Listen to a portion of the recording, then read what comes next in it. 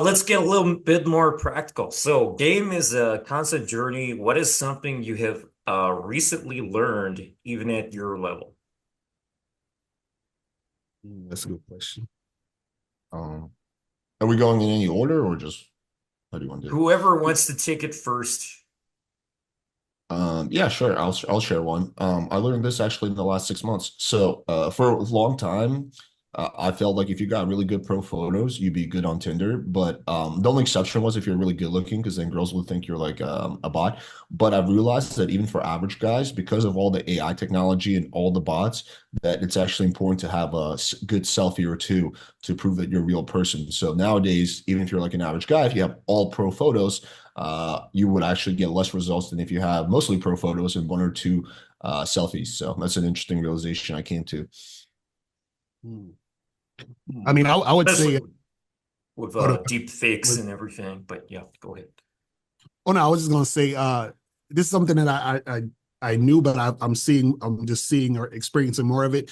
Is that the women that you deal with, especially if it's casual, it's always going to be a revolving door. You know what I mean? So it's like, because like even this girl I was hooking up with, and I really liked hooking up with her. You know what I'm saying?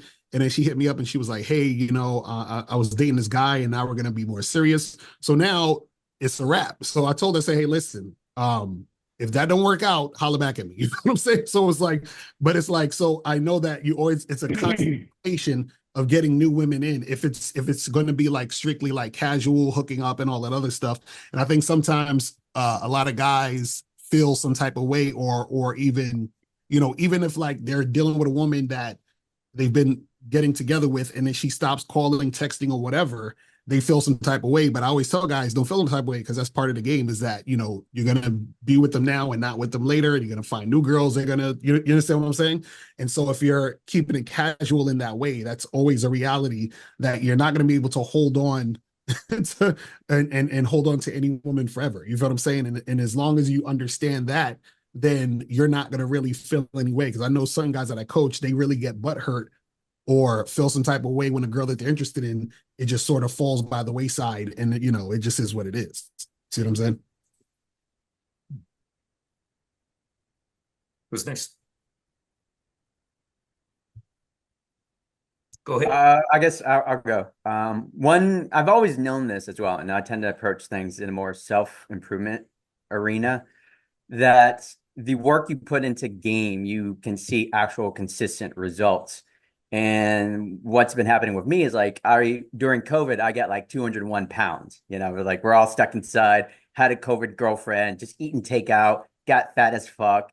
And just like when I learned pickup, the work you put in, you start seeing results. And so when I started putting the result or the work into getting fit, nutrition, I've lost 60 pounds. It's like the same thing. And a lot of guys have a hard time that are noobs with meeting that disconnect. Is that if I put in the work, if I put in the discipline, I'll get good with girls. If I put in the work to go to the gym and be good at nutrition, I'll see the change in my body. And it works in both ways. It's just like for pickup, it's kind of hard for some of the guys to see it, because at least when you're working out, you can see the change in your body. But if they're able to just endure the pain of emotional embarrassment, you're going to start to see the results. And so there is like a 1-1 correlation when you have like the discipline and the identity and the commitment to do it, whether it's picking up girls, improving yourself, or fitness and nutrition.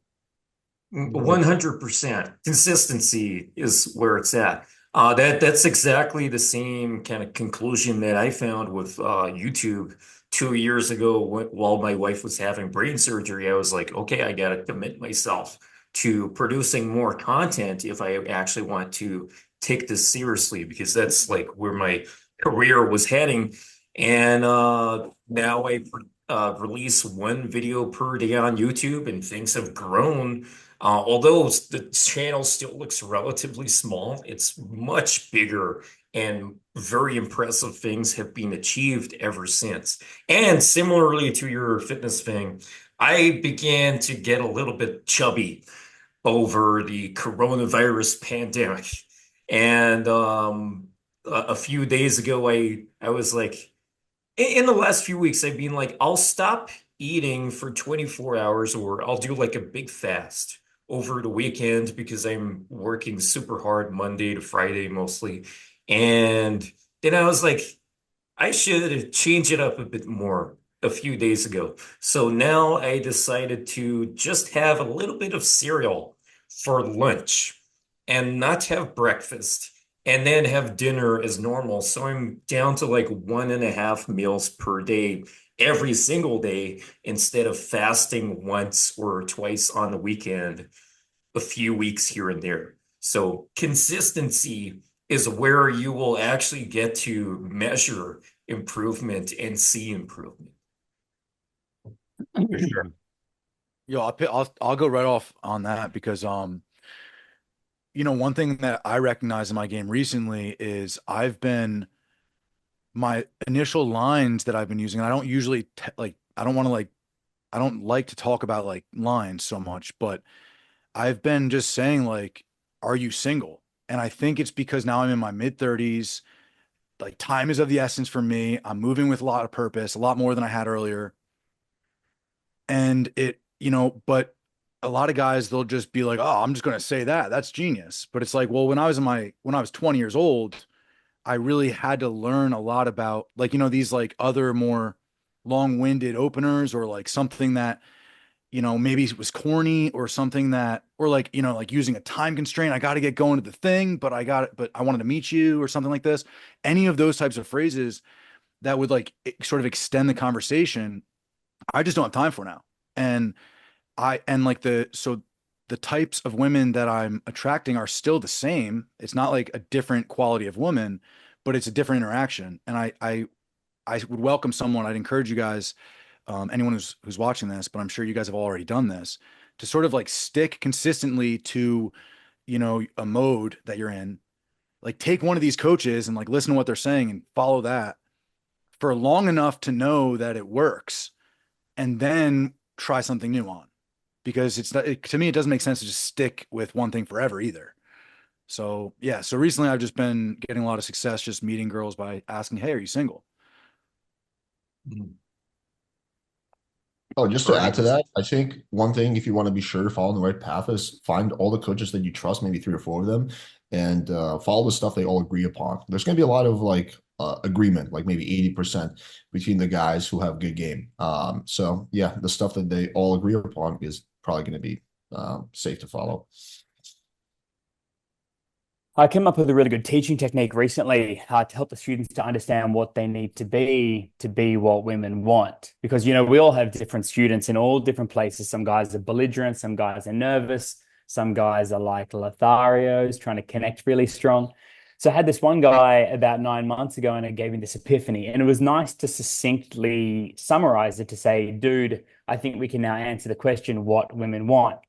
So it came down to three things. Number one is that you, as a student, you need to at least act without hesitation. So you can maybe be drunk or be confident or be empowered on coaching. But if you act without hesitation, just, take action and be a bit decisive, that's good. The second element, you need to have fear of loss. And, like in the fucking dating industry, there's so many students who are just like approach machines, and they look like super dedicated on one girl, but that girl can clearly see that no other girls would like that guy. So you need to be a bit of a social guy as well, which is obvious enough, but the students don't remember that. And then number three is that you need to make the effort to connect. And so some guys think, in reality, they can be macho or good looking or wealthy or high status or something, and that will do the work for them. But even then, if you're wealthy and good looking and high status, you still need to take the time to connect with the girl. And so it was just a good teaching technique where I could say to the students, like, okay, are you being decisive? Are you creating fear of loss? And are you also doing the connection? And if we can identify if you're missing one of those three things, it's not going to be working for you. So that was a good teaching technique. 100%, well, no hesitation, fear of loss by just talking to other people and not being too dedicated on one girl, and then taking the time to get to know the girl properly. And it was a real easy technique that they could take, check off, and then we could monitor it and have it keep going. But the cool thing was the title, What Women Want. This is how to be what women want, and to identify if you're not what women want. So there's one from me. And when you guys go around, I came up with another really good pickup line, a pickup mechanism that was helping the students to get really good results with their openers. But that's my bit. On to the next one. I'm gonna use the restroom. I'll be right back. Okay, so as being a head coach for communication for James Tusk, I can just tell you a little bit about what I learned pretty recently when it comes to improving the game and the pickup artist community as a whole. So I have an academic background in communication. I have a master of interpersonal communication, and I'm cooperating with a lot of academic faculties when it comes to communication, professors, PhDs, and so on.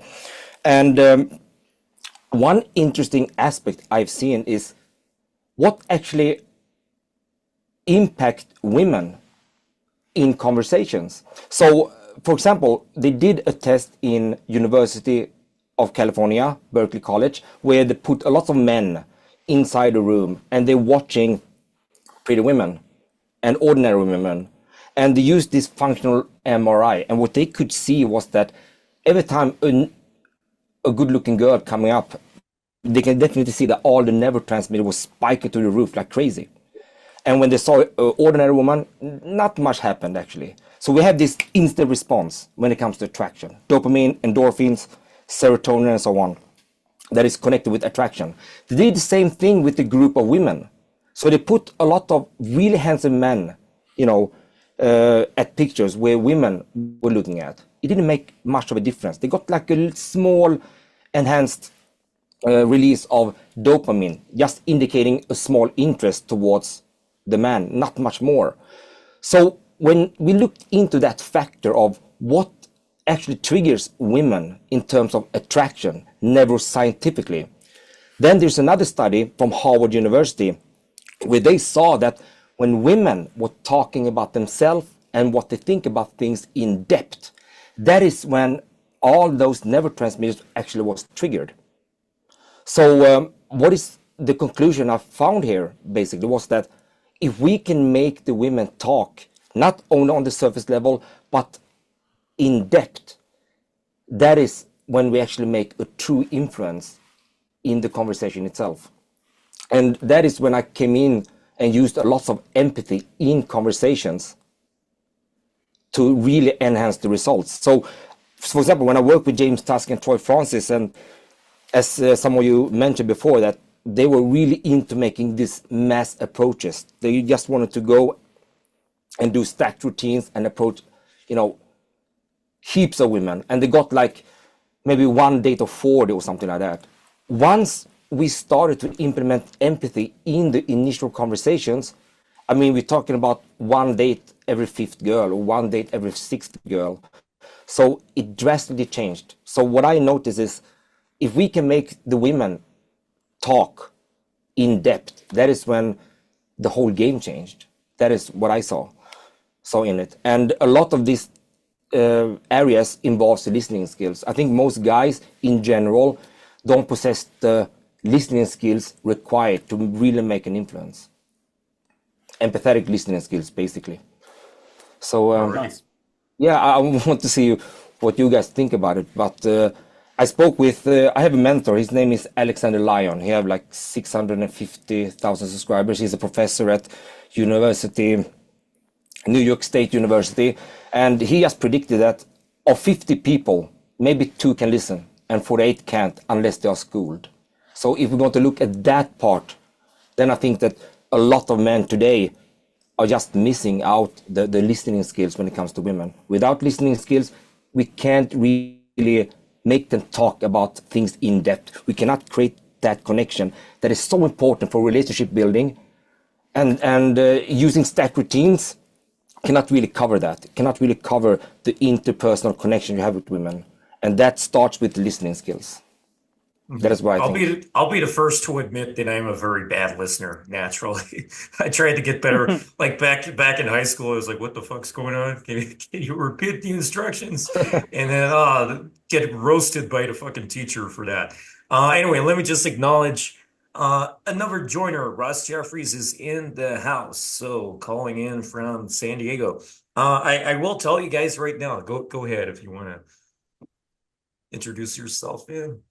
I just want to compliment. I didn't get that young human's name, but he's absolutely correct, and I think the foundation for uh, empathy and empathic listening is genuine curiosity, not just about women, but about life and people in general. If you're not genuinely curious and you don't have the depth and the intelligence to be genuinely curious, then you can't evoke the responses that are going to have women talking in the directions that will make them open up to you. So I think developing genuine curiosity, not in a way that's interrogation, but learning to do it in an easy flowing conversational style is one of the foundations of those listening skills. And the other thing is, if you're noisy in your own mind and if you're constantly thinking, is this working? What is the other person think about me? There's only so much consciousness, real estate in consciousness. So learning to quiet your mind is another base skill, a foundational skill for that. That's why I meditate. That's why I teach my VIPs to meditate. I don't mean bong, gong, schmong, long, schlong. I mean quieting the mind, noticing what's going on. So I want to compliment you. And I'm impressed that you had that degree, that you've studied neuroscience. In fact, I'm always looking for interesting guests for my podcast, The Influencer's Edge. It has nothing to do with pickup. I would like to invite you to communicate with me about being a guest on my podcast. Yeah. All right, that would be an honor to join that. So just to add to that, yeah, absolutely. I mean, the scientific papers are really clear in this point. In order to be interesting, you have to be interested towards the other person. There's no doubt about it. In order to make a real influence towards the other person, we just have to put them and shift your attention from yourself towards them. So there is something I used to call the shift attention method. If we make a conscious decision to give the other person your undivided attention, that is when you are in a good place to actually make an influence. And as I mentioned before, by being a macho, by being good looking, by being cool, by saying interesting things, will not affect so much attraction within women, neuroscientifically. We have seen that over and over again. But we saw that when they are talking about what they think about things to someone who can really listen, someone who can relate back, someone who can paraphrase, summarize, who can mirror, label her feelings, that is when we're doing a real influence to women. And we can see that by all those scientific research on the brain in terms of neurotransmitters. In order to feel attraction, we need dopamine, we need endorphins, we need serotonin, we even need oxytocin to really have that bonding feeling. And we achieve that by making them talk about what they think about things. And we can use empathetic tools to really make sure that they understand that we are listening to them. That is what I believe is the strongest way to actually influence people in general, and that general involves women as well. He's absolutely right. He's absolutely right. I want to add one more thing, and then just one more thing. In order to do this, you also have to avoid as best you can fact-based conversations. I would never ask a woman, what do you like to do for fun? Because it's just going to generate a one-word or two-word answer. Instead, I would ask a question that evokes the imagination, requires her to really think about her desires. I would ask, when you want to do something that makes you feel totally alive, gets your heart beating hard and time flies by, what do you love to do? Or what's something you've always dreamed of doing but haven't let yourself dare? And then I shut up. And that evokes a much deeper response, an emotional response, and a response from the imagination, even a response from her fantasies. So the other point I would add to genuine curiosity and being quiet in the mind is learn to steer clear of fact-based conversations, or keep them to the very minimum. But I want you on my podcast. So I don't know, Ice, can you connect us? Yeah, young human Michael Lee. I'll get that arranged. The silk method. Okay, Ross. So yeah, you're absolutely right. But the thing is, in order to be able to have that influential conversations, we need to be able to listen. So as you said, if she says something like, if you ask her, oh, what do you think about this place? And she would basically answer with just one word, as you mentioned. I think it's nice. Okay, you only have one keyword to work with, is nice. One of the best things that you can do here is to relate to yourself very shortly. Oh, I think this place is nice too. I mean, look at the architecture, look at the bars. I just love it. And now, but I'm curious, when you say nice, what comes to your mind? When you say nice, what does that mean exactly? Can you help me to understand what you mean with nice? Bam, we're getting into depth. That is what you're talking about as well. And also when it comes to the imaginary thought, I mean, it's very, very good to use an imaginary question, so to speak. So, yeah, but if you could change something in this place to make it your dream place, what would that be? And dead quiet. That is what we call empathetic artificial pause. We have to pause completely and just embrace that tension to make her think. And whatever comes from her mouth after that, bam, we got that connection, we got those neurotransmitters and so on going on. But it's not until we get into that depth that we're actually influencing. I just want to recommend a book by my niece, Vanessa Van Edwards, called Contagious. No clues. One is called Cues and one is called Contagious. Contagious is the one that talks about being interesting by being interested. Vanessa's a genius and puts me to shame. And I don't mind plugging her everywhere I can. I'm done talking, someone else talk. I agree with everything that's being said, but I want to throw this out there too. Communication is a two-way street, and women are accustomed to men approaching them and asking questions. You know, even really good questions, right? They get less really good questions, but nonetheless, they get questions trying to evoke value, right? It's sometimes best to get them to open up by first giving something of value, telling a story yourself, right? So I do believe that the power comes in listening, and when they feel seen and understood and observed, where you're soaking them in. But how do we get there? And oftentimes it's not just walking up and asking a question, it's running an opener. Any other perspectives on this? Let's quickly finish up this question, and then I want to go through some super practical stuff. So anyone else not answered yet? I would like to say one thing real quick, and I love what everyone had said. And you know, one thing I like to do is if, for instance, I'm in a place like it was brought up and you know, the question of like, hey, do you think this place is nice? Or how do you like this place? Oh, it's nice. A lot of the times my response is sarcasm. And I love this line that I use all the time. This place is a dump. And it's a joke. It obviously, especially on a date, I brought her there, right? Or I'm there. So I'm there for a good reason, you suspect. And because I love where you guys went with it, with like, let's really interrogate this, or I guess not interrogate's the right word, but engage with this word nice, or engage with like the lack of something that she gave us to get more. And I find it works really well sometimes to try on just a sarcastic sort of like sense of like a smirk to it, sort of sense of humor, just to add to, you know, the myriad ideas you guys have brought up already.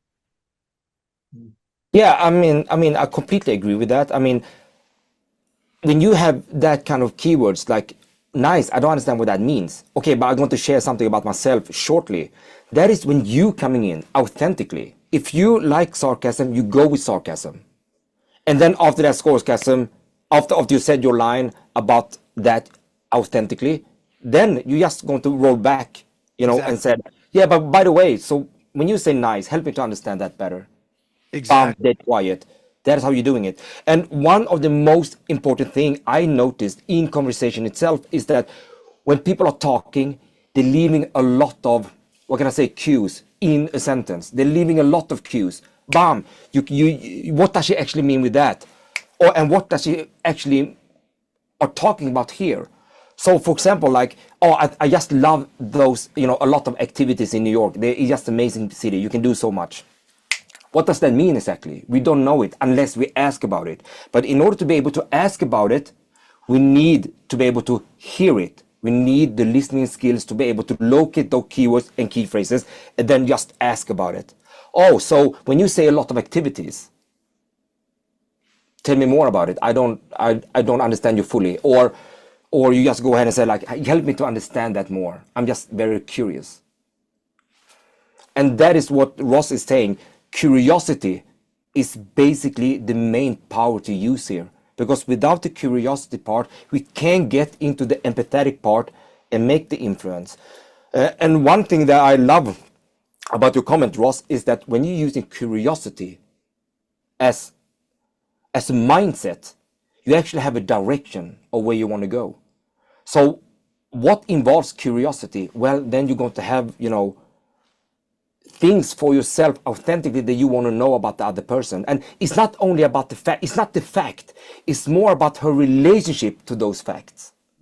You see, it's not why she's doing something or why she's liking something. It's why does she like it? So we have to go into the area of the whys. That is so important in order to unlock the power of empathy. And I've seen Professor Chris Voss from Harvard, I think he's an FBI chief negotiator as well. Yeah. He could decode terrorists by using empathy in communication. And that is just, a powerful way to, I want to understand you. I want to see how you see things from your perspectives. And whatever you know about another person in depth, you have the information of what that person think about things and so on. You can later on use that for giving compliments, for to evolve romantically, and so on. So you have lots of so-called data to work with to make super influential things. Many of my clients are asking me, how can I make a move here? How can I, use the power of admittance, for example? If she told you already that, oh, I went to London because I saw great opportunities over there, and then she's telling you that, yeah, because there's so many painting school over there and I love to paint and all that, and I also like the food, then you can use that by saying that, okay, so if I understand you correctly, you went to New York, you went to London because you want to follow your dreams, you love to paint in the areas where they are teaching paintings, and you just love the food. Is that correct? And she would say, yes, that's right.